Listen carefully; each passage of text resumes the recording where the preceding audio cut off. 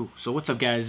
Today I'm going to show y'all the most important thing that you guys need to do to get your mixes the sounding pro as the fastest possible.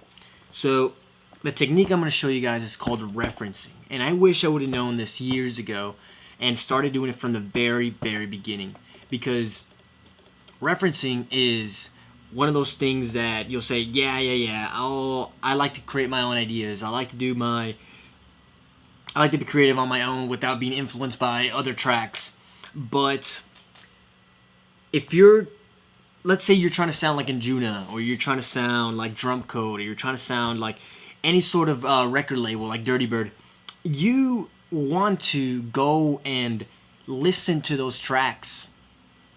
You want to go and listen to those tracks and see what elements they have in those tracks, because they're all different and they all have a unique vibe that the more you listen, the more you understand the missing spaces in your tracks, and the more you can create that atmosphere to match the same vibe as those tracks. And of course you want to have your own style, but by referencing, you're gonna be able to match the sound of that record label.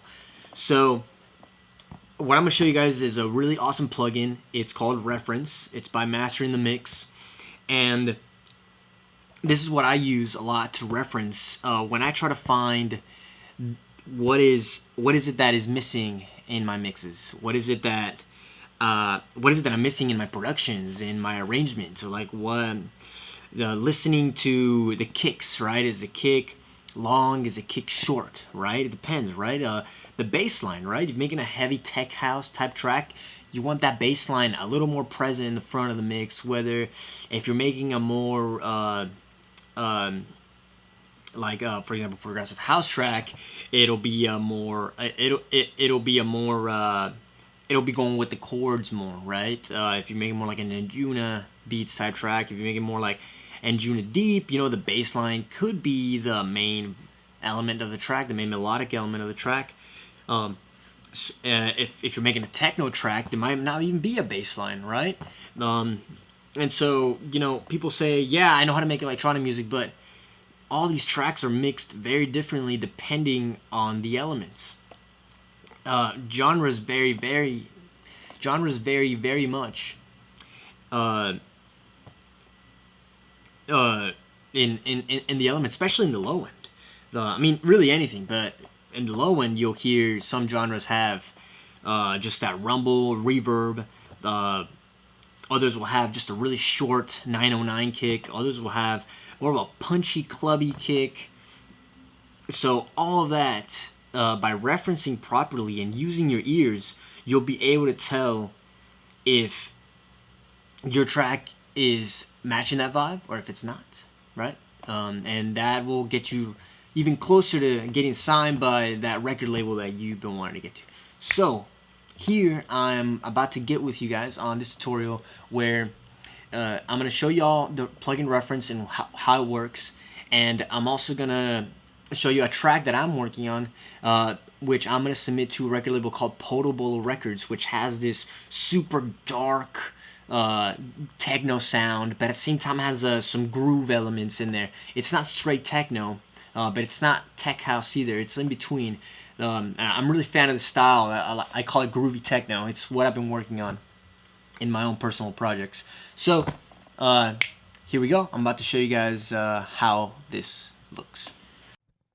All right, cool, guys. So we are here on Ableton, and I'm about to show you guys the Reference plugin. So here is this plugin, Reference. So pretty much what this plugin is doing, it's you can split your bands up right here by clicking Control, and you can select. I like to set them at 50 and 200, 1K and 5K, right? And so I have the 5 different bands, and I can reference my own track, right, with the reference track. So for example, here's a reference track that I'm currently referencing.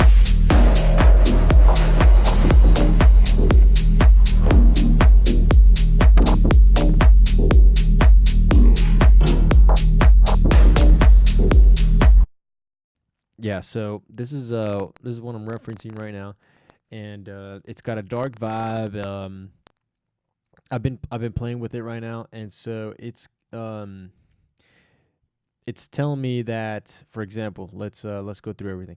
So if I play the reference, so if I play the reference track, it's gonna tell me the gains at which my track is different than the reference. So compared to the reference. So here we go.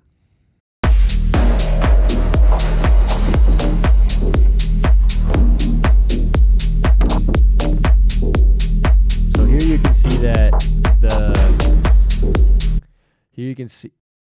can see that my high band is extremely high. So let's see what's going on there. So I can actually solo it and just listen.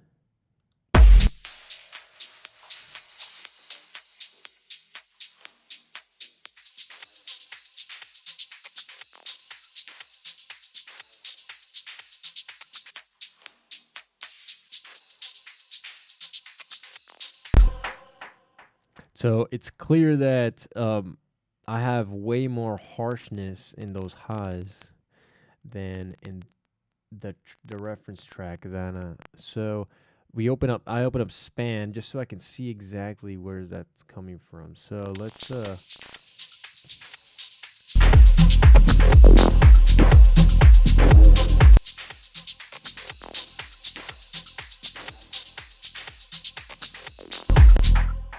so it's definitely coming from those hi-hats. Let's go check out the hi-hats. And so here we have it. So this is how usually I have this max for live.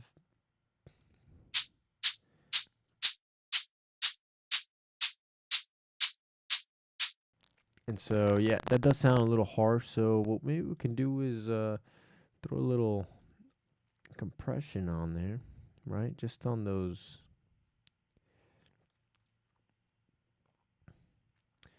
Just so we can, get those transients a little bit, tame those transients. Let's try this out.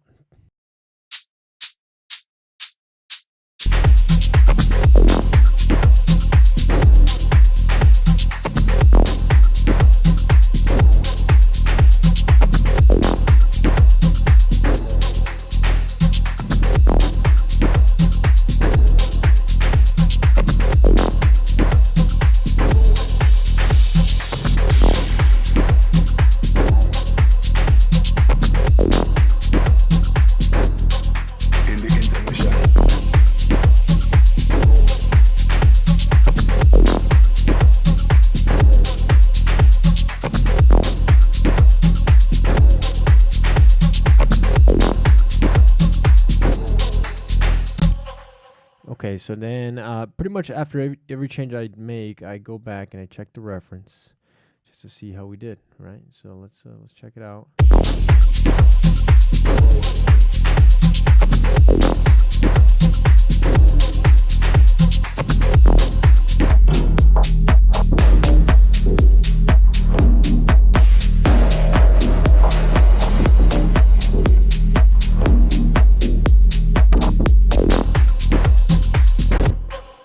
So I do think my track does have more high-end information than this track, regardless. But you can see that it got better.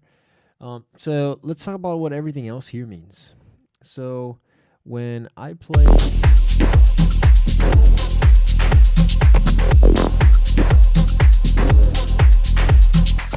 you can see that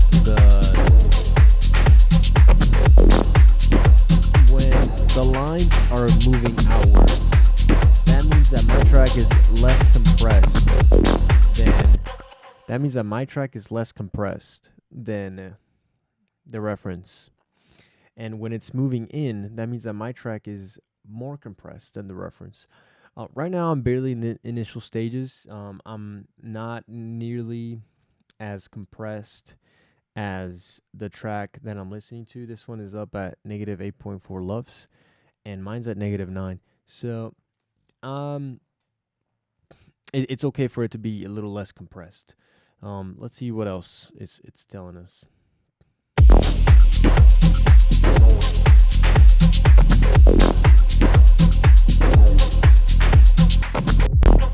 So our low mids are also a little bit lower than theirs is. So let's see what's going on there.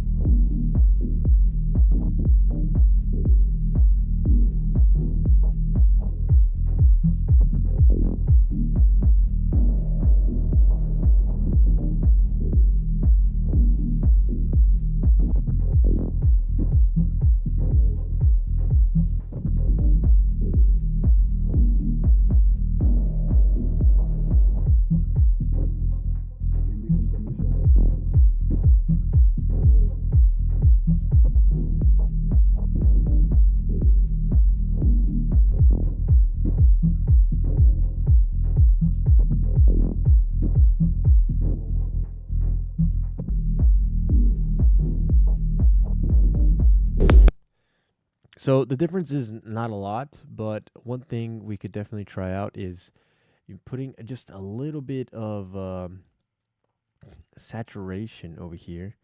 Maybe just add a little more crunch on that bass. So let's see what happens.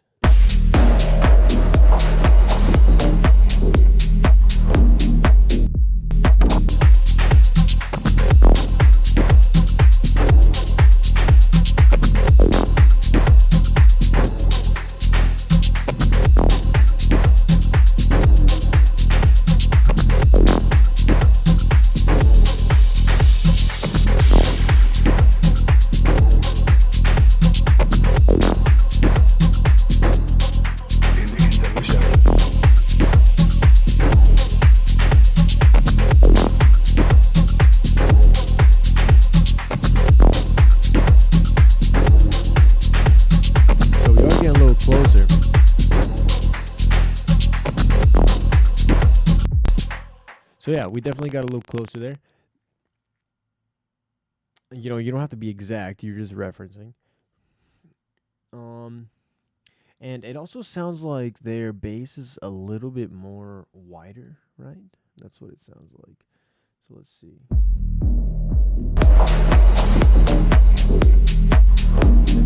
It's definitely a much wider bass line. So why don't we try that? I'm not exactly trying to match the reference exactly, but you know, why don't we try maybe just putting just a bit of chorus on that bass. Let's solo this real quick. I always forget to go back to my own.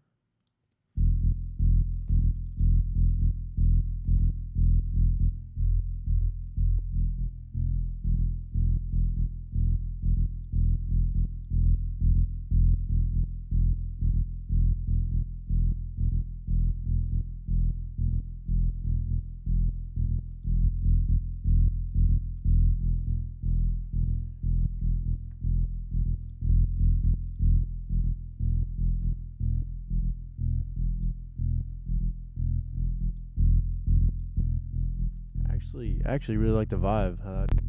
Let's see.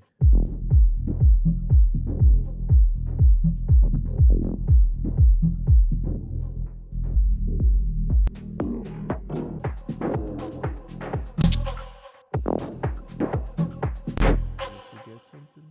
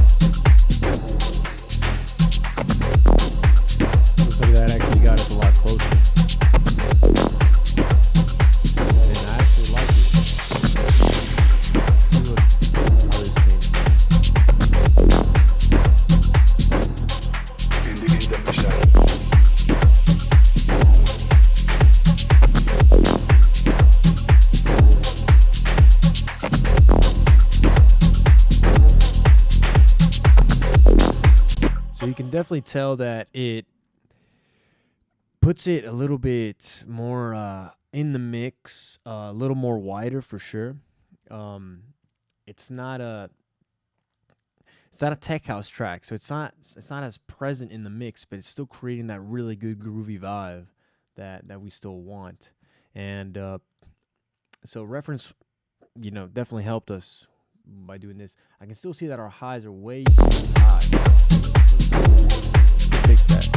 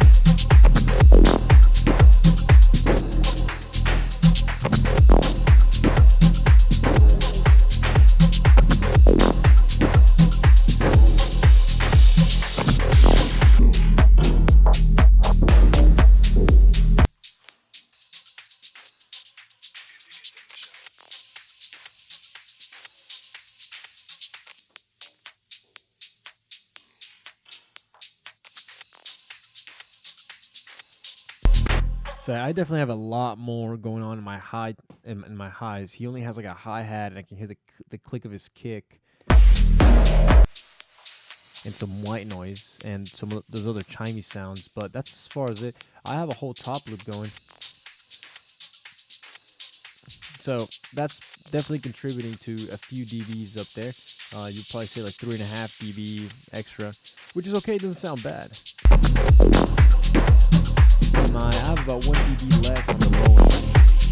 With a little more mixing, you could probably get that a little higher.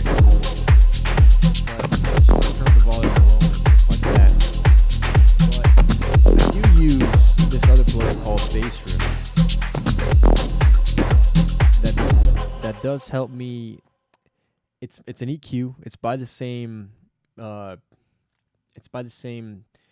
Makers that make the reference plugin. So with this, I can actually sort of do a little better job at EQing the low end. So here in my kicking bass group, I have the Bass Room plugin, and I can EQ my low end from 0 to 20, 20 to 40, 40 to 80, 80 to 160, and 160 to 320 hertz. And here I can set the cues on each of those. So let's see if we can get it. Turn it up a little bit.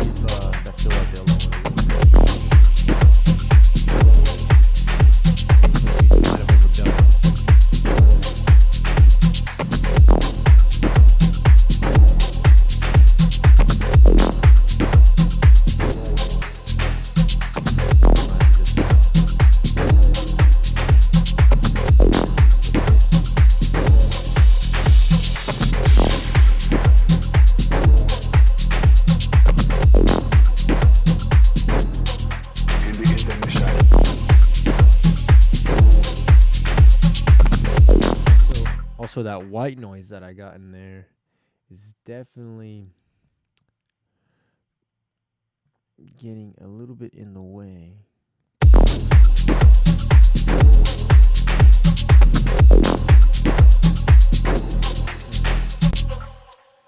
Maybe it's not. Let's see what else we got.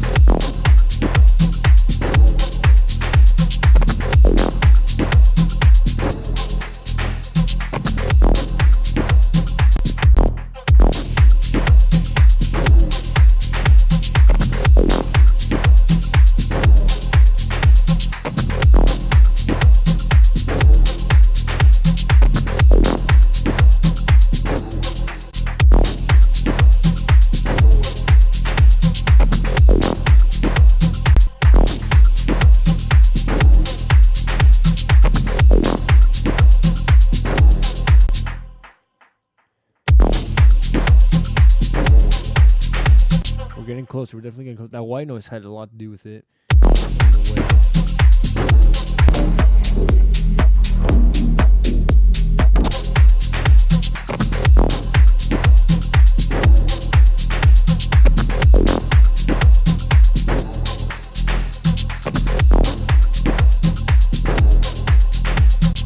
Anyways, so I hope you guys enjoy that tutorial on this pretty incredible plugin that really helps you get your mixes on a good direction. You can clearly see what you're lacking if your low end is not high enough or if it's too high.